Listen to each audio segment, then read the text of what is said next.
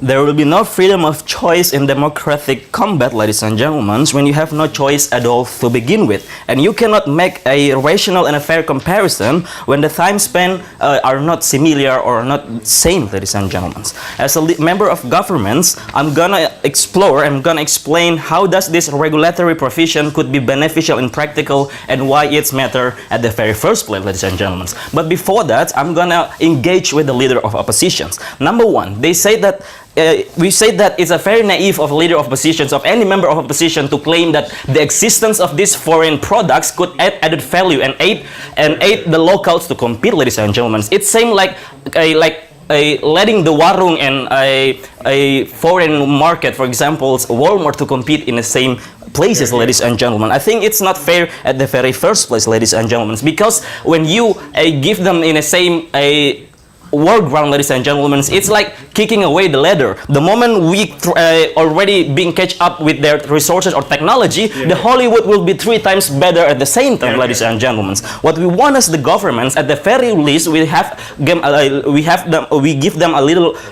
them an extra room to produce, ladies and gentlemen, because what my first speaker already claimed, these kinds of local productions or because of local industry did not have the first move advantage, ladies and gentlemen. Even if the CGI or the resources or the technology are the same, there is still an obstacle. What is that, ladies and gentlemen? It's the inherent mindset of the society that demonizing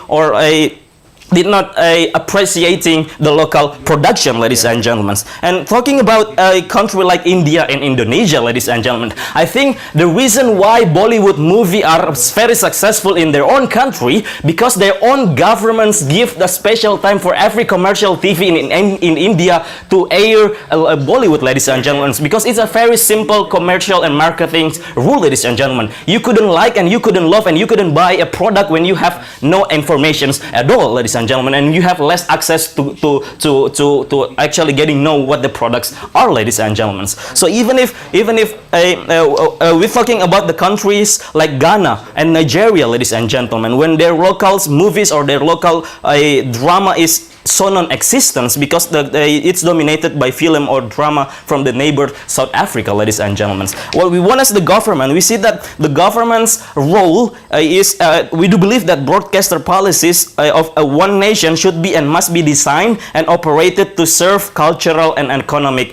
purpose, ladies and gentlemen. Why do we mean that? Every country in this world, the reason why censorship bodies, for example, exist in Indonesia, it's because the governments have want to define boldly what is appropriate and what is inappropriate for the community, ladies and gentlemen. It's not about the options, ladies and gentlemen. It's also because we didn't. We doesn't inhibit multiculturalism or multi-faith, ladies and gentlemen. We do also support multiculturalism and multi-faith to its very core. But we regret is the way it penetrates, give a little less room or no room at all, ladies and gentlemen, for the program to thrive and flourish, ladies and gentlemen. Why it's so, ladies and gentlemen? Why it can be so? Because due to the internet and other new TV platforms such as Netflix and Amazon Primes, ladies and gentlemen, our citizens could spend a 3-day strike watching their favorite movies, ladies and gentlemen. They have no option they have no interest at all, ladies and gentlemen. Not because our movie, not because our productions is bad, ladies and gentlemen, but because there is inherent mindset. What is the inherent mindset that we always talking about? For example, in Indonesia, we always complaining and we always criticizing because we have a bad animation and bad CGI, ladies and gentlemen. For most of us Indonesians, majority of Indonesians thinks that a bad animation equals to bad storyline, ladies and gentlemen. I think it's not the case. For example, India, ladies and gentlemen, there is no productions in the world could beat in India in producing a bad and worse and silly animation, ladies and gentlemen. But the very reason why in Bollywood India is thriving in their country, because the government give the people love their movie, ladies and gentlemen. They didn't see the animation, they see the storyline, ladies and gentlemen. Thus we argue that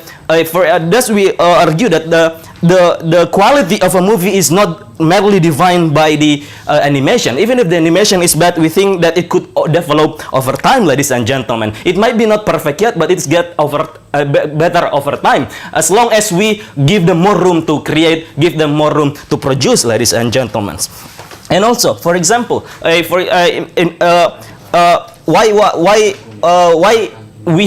we don't have the first move advantage? Because all of the people or all of the members that involving in this industry have this mindset, ladies and gentlemen. They do not want to compete because in their mindset they couldn't compete. Why they think so, ladies and gentlemen? Because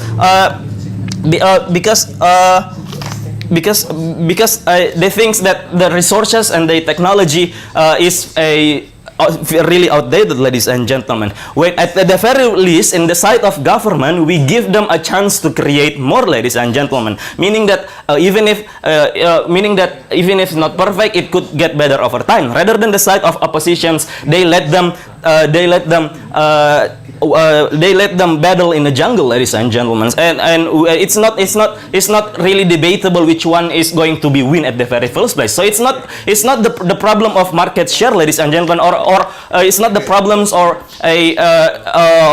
freedom of choice, because this foreign industry will always winning, ladies and gentlemen, because this foreign industry have this like predatory marketing strategy. For example, this product could, for example, lessening their production cost in order to get market share, ladies and gentlemen, something that our local production could not start at the begin with, ladies and gentlemen. I think in order for give them a fair war, ladies and gentlemen, we should give them a fair weapon to begin with, ladies and gentlemen. Number two, why it's relevant with economic purpose, ladies and gentlemen. The reason number two why these kinds of local productions have less incentive to produce movie, because they have less investor, ladies and gentlemen. As we see that investor will only invest in something that promising in the future, ladies and gentlemen. And as we know that the current status quo, the local movie of our country, for example in Ghana or even in Indonesia, is not promising at all, ladies and gentlemen. That's why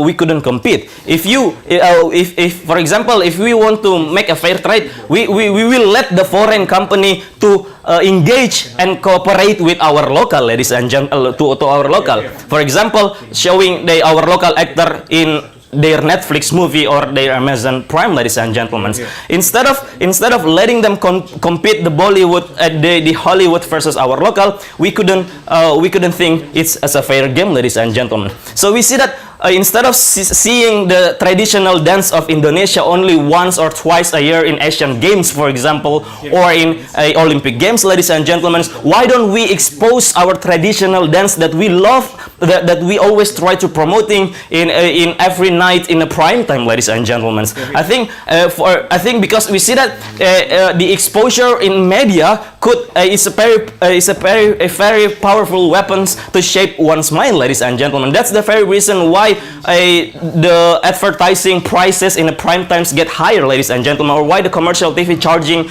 a private company more in the prime times, ladies and gentlemen. It's because they say that the more people get exposed in media, the more it can change their mind to buy one products or shaping one political or any social opinion, ladies and gentlemen. So, yeah. Thank you very much.